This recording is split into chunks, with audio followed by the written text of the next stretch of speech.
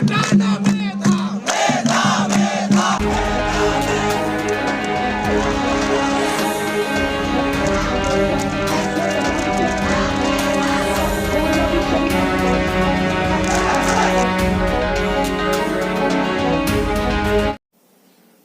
दोस्तों, देश दुनिया में आपका हार्दिक स्वागत है। मैं हूं पत्रकार योगेंद्र योगी। दोस्तों, आप में से जिनकी उम्र 50 साल या उससे ऊपर है उनको याद होगा वह दौर जब भारत में देश में मंडल कमीशन के तहत ओबीसी को आरक्षण लागू किया गया था। केंद्र में विश्वनाथ प्रताप सिंह की सरकार थी, मिलीजुली सरकार थी विपक्षी दलों की, और उसने जो मंडल कमीशन की सिफारिश है उनको लागू किया था। और इसके बाद पूरा देश आरक्षण की आग में दहक उठा था। आपको यदि याद होगा उस दौर के लोगों को कि उसमें एक छात्र ने सुसाइड कर लिया था दिल्ली में। उसके बाद से पूरा देश आरक्षण की आग में जल उठा था। बहुत जबरदस्त हिंसा हुई पूरे देश में। सैकड़ों युवाओं ने आत्मदाह करने का प्रयास किया और केंद्र सरकार के लिए गंभीर संकट उत्पन्न हो गया। दरअसल आरक्षण मंडल कमीशन को इस रूप में देखा गया कि देश की सरकार चूंकि इनका विकास नहीं कर पाती है तो इनको आरक्षण देकर देश की मुख्य धारा में शामिल किया जाए। हालांकि आज अब 2024 में देखें, ये कब की घटना है, इस घटना को कोई 35-40 साल हो गए। उसके बाद भी आप देखें तो आरक्षित वर्ग की हालत में कोई बहुत ज्यादा अंतर नहीं आएगा। केवल जो एक बार फायदा उठा चुके और उसके बाद लगातार क्रीमी लेयर बनकर फायदा उठाते जा रहे हैं, मतलब एक फैमिली को आरक्षण मिल गया, फिर उसके बच्चे को, फिर उसके बच्चे को, वही लगातार आगे बढ़ते गए और बाकी जो आरक्षित वर्ग है वो वहीं का वहीं है, जस का तस है, उसकी हालत वैसी की वैसी है। आज इस बात का जिक्र करने की खास वजह है कि पड़ोस का जो देश है बांग्लादेश, उसमें पिछले 3-4 दिन से आरक्षण की आग लगी हुई है। पूरा देश आरक्षण की आग में जल रहा है। बांग्लादेश की हालत ये हो चुकी है कि वहां पर पुलिस को फायरिंग करनी पड़ी है। पूरे देश की यूनिवर्सिटी, कॉलेज, स्कूल, वहां पर जबरदस्त युवा स्टूडेंट स्ट्राइक कर रहे हैं। सरकार की आरक्षण नीति के खिलाफ स्ट्राइक कर रहे हैं, शेख हसीना की सरकार के खिलाफ। वहां पर जबरदस्त आंदोलन, धरना प्रदर्शन हो रहा है। पुलिस ने जब उस आंदोलन को रोकने का प्रयास किया तो यह आंदोलन हिंसक हो उठा और इसमें फायरिंग में एक छात्र की मौत हो गई। और अब तक पिछले 2-3 दिन से लगातार चल रहे इस आंदोलन में करीब 400 छात्र छात्राएं घायल हो चुके हैं और यह आंदोलन आज और अभी इसी वक्त भी जारी है। आप ये देखिए कि मजेदार बात यह है, इसमें आश्चर्यजनक जो बात है, देश के मीडिया को बांग्लादेश में, पूरे बांग्लादेश में कानून व्यवस्था की स्थिति बहुत जबरदस्त बिगड़ी हुई है।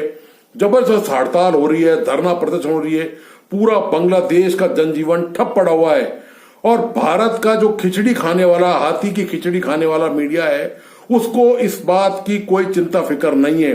उसने इस मुद्दे को ना तो लाइमलाइट में लाना उचित समझा और ना ही जो प्राइम टाइम पर बहस करना, हिंदी और अंग्रेजी के जो चैनल हैं, यहां तक कि जो प्रिंट है उसमें भी आपको शायद ये खबर पढ़ने को नहीं मिली होगी, कहीं भी अखबारों में भी ये खबर नहीं पढ़ने को मिली होगी कि बांग्लादेश आरक्षण के मुद्दे को लेकर किस हालात से गुजर रहा है, वहां की स्थिति कितनी भयानक होती जा रही है। मैंने हाथी की खिचड़ी का जिक्र क्यों किया है, या आपको अभी भी बता देता हूं रेफरेंस के तौर पर कि टीवी टुडे के जो वरिष्ठ संपादक हैं, वो जब अनंत अंबानी की प्री वेडिंग सेरेमनी में गए थे तो वहां पर उन्होंने जो हाथी बच्चा पाल रखा था, उसकी जो खिचड़ी बनाई थी, उसका स्वाद उन्होंने चखा था। राहुल कंवल जिनका नाम है, और बहुत ही तारीफ करी थी उसकी। मतलब लंब लेट होने की, दंडवत होने की किसी उद्योगपति के सामने मीडिया के मामले को लेके इंतहा है। इसलिए मैंने इसको हाथी की खिचड़ी खाने वाले मीडिया की संज्ञा दी है। तो इस मीडिया को दोस्तों, इस तरह की खबरों को, कोई इस तरह के बहस को कोई इनके पास स्थान नहीं है, ना अखबारों में स्थान है, ना टीवी चैनल में स्पेस है इन मुद्दों पर चर्चा करने के लिए। दरअसल शेख हसीना की सरकार ने वहां पर जो 1971 के मुक्ति वाहिनी के जो योद्धा थे जिन्होंने बांग्लादेश को आजादी दिलाई, उनके परिवार के बच्चों का वहां पर रिजर्वेशन कर दिया है सरकारी नौकरियों में। और कुछ अल्पसंख्यक वर्ग के लोगों को भी और महिलाओं को भी कुछ प्रतिशत उसमें आरक्षण दिया गया है।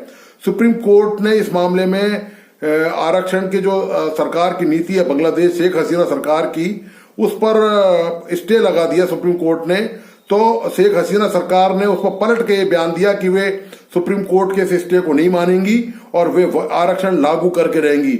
बस उनका तो ये बयान देना था और पूरा बांग्लादेश आरक्षण की आग में धधक उठा है और युवा वहां पर जबरदस्त आक्रोशित हैं, बहुत उत्तेजित हैं और बहुत ज्यादा नाराज हैं शेख हसीना की सरकार से। और जबरदस्त आंदोलन धरना प्रदर्शन वहां पर लगातार जारी है और इसके रुकने की कोई सूरत नजर नहीं आ रही है। लगे हाथ में भारत के आरक्षण आंदोलन का भी जिक्र करता चलूं। अभी जब लोकसभा चुनाव होके चुके, उससे पहले भी यह मुद्दा भारत में भी ज्वलंत था। लेकिन दोस्तों मजेदार बात यह है कि भारत में कोई भी राजनीतिक दल, कोई भी, चाहे वो भारतीय जनता पार्टी हो, चाहे वो कांग्रेस हो या जितने दूसरे भी दल हैं, वो भारत में आरक्षण की जो मौजूदा स्थिति है, मतलब उसका फायदा किन लोगों को मिल रहा है और वास्तव में किन लोगों को मिलना चाहिए, इस पर वो चर्चा करने को तैयार नहीं है। इतने डरपोक नेता हैं देश के, जो बहादुर बनते हैं अपने आप में, जो देश के लिए क्या क्या करने की बात करते हैं, जो संविधान की रक्षा करने की या संविधान की हत्या का दिवस मनाने की बात करते हैं। ये मजेदार बात यह है कि वो आरक्षण का शब्द जबान पे लाने से भी डरते हैं। आप ये देखिए वोट बैंक की राजनीति भारत में कितनी जबरदस्त है। उनका डर, उनका दिलो दिमाग में इस कदर आरक्षण का भूत जिन उनके दिमाग में सवार है कि वो इस पर चर्चा करने से भी घबराते हैं कि वास्तव में क्या आरक्षण को बढ़ाया जाना चाहिए या आरक्षण को कम किया जाना चाहिए, और कम करके क्या दूसरी जातियों को, उपजातियों को, उसमें दूसरे लोगों से लेकर जो अब देश की मुख्य धारा में आ चुके हैं, जिनका विकास हो चुका है, जिनका परिवार स्थिर हो चुका है, उनको विकास का बहुत सारा फायदा मिल चुका है, उनको आरक्षण का फायदा मिल चुका है, क्या उनसे आरक्षण का लाभ लेकर उन जातियों वर्गों से क्या जो दूसरे पिछड़े और अति पिछड़े लोग हैं, क्या उनको आरक्षण दिया जाना चाहिए? इन मुद्दों पर भी देश के नेता इतने डरते हैं, इतने घबराते हैं और पूरी तरह से इस पे ऐसे जब भी कभी ऐसा मुद्दा भी आ भी जाता है सामने, मान लीजिए, वैसे तो दोस्तों आता ही नहीं है। ये इशू आपने सुना ही नहीं होगा नेताओं की जबान से। हाँ, सुना होगा जब आरक्षण बढ़ाने की बात आए, नेताओं का दोस्तों बस चले तो आरक्षण को 100% तक ले जाएं। संविधान में आरक्षण की जो व्यवस्था है उसके खिलाफ ये कई बार जा चुके हैं। हर राज्य की अलग अलग सरकारें, जो खास तौर से क्षेत्रीय दल हैं, उनकी जो है वो कोशिश करते हैं कि, और तो चूंकि वो विकास का काम मतदाताओं को लुभाने के लिए नहीं कर पाते, लेकिन आरक्षण एक बहुत बड़ा हथियार है राजनीतिक दलों के हाथ में।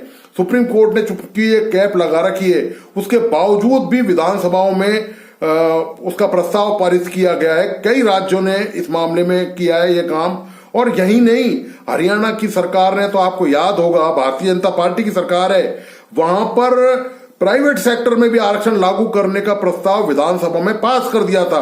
हालांकि उसको हाई कोर्ट ने नकार दिया, सरकार सुप्रीम कोर्ट में गई और वहां से भी मुंह की खानी पड़ी। ये भारतीय जनता पार्टी की सरकार है हरियाणा में, मैं इसकी बात कर रहा हूं। तो दोस्तों आरक्षण में जो क्रीमी लेयर का मामला है, जो मतलब क्रीमी लेयर का मतलब ये है कि जिसने एक बार आरक्षण का फायदा ले लिया तो उसके बच्चे को आरक्षण का फायदा नहीं मिले, और उसी के वर्ग के जो दूसरे वंचित लोग हैं उनको फायदा मिलना चाहिए। इस क्रीमी लेयर का प्रावधान जो है, इसको हटाने के लिए भी कोई भी राजनीतिक दल इस पे चर्चा करने, इस पे बहस करने संसद में, विधानसभाओं में इस पे तैयार नहीं है। ये हमारे बहादुर नेता हैं दोस्तों, ये आरक्षण का हमारे देश में हाल है। फिलहाल तो बांग्लादेश में आरक्षण की जबरदस्त आग लगी हुई है और उम्मीद यही की जानी चाहिए कि ये मामला शेख हसीना की सरकार छात्र आंदोलन छात्रों से मिलकर बातचीत करके इस समस्या का कोई सकारात्मक समाधान ढूंढेगी, क्योंकि निश्चित तौर पे हमारा पड़ोसी देश है और पड़ोसी देश में भी शांति का माहौल होना चाहिए ताकि दूसरे पड़ोसी देश उससे प्रभावित नहीं हो। तो दोस्तों आपको आज का ये विश्लेषण कैसा लगा, प्लीज अपने लाइक्स और कमेंट के साथ मुझे जरूर बताइए, और इस वीडियो को अपने दोस्तों और परिजनों को जरूर शेयर करें। साथ ही यदि जिन मित्रों ने इस यूट्यूब चैनल को सब्सक्राइब नहीं किया है वो जरूर इसको सब्सक्राइब कर लें, और प्लीज बेल आइकॉन का बटन दबाना नहीं भूलें ताकि जब भी कोई नया वीडियो बनाया जाए उसकी सूचना आप तक पहुंच सके। तो इसी के साथ धन्यवाद, नमस्कार।